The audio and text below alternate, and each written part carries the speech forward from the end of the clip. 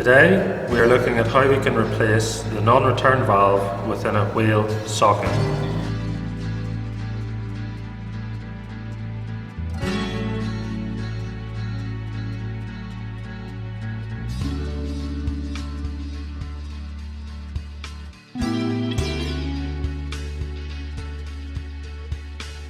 We must unscrew the 4 screws as shown, then carefully pull off the blue plate.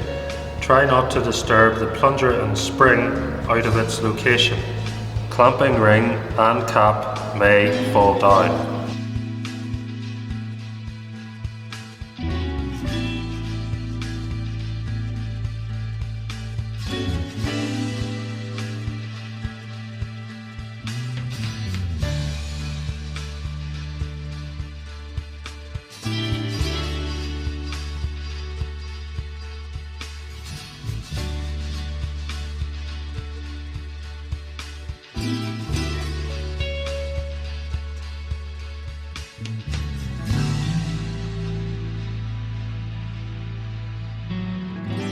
Inside the blue plate, you can see the non-return or umbrella valve. Using long nose pliers, pull the non-return valve as shown to remove.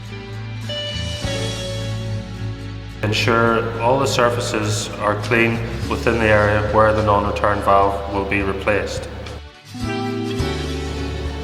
Replace with the new non-return valve as shown, ensuring the stem goes through the cartwheel center hole.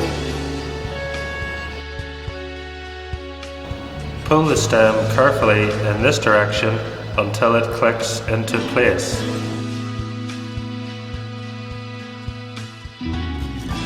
Ensure the O-ring, cap and clamping ring are in place. Use a small amount of silicone-based grease to hold the clamping ring in place if necessary.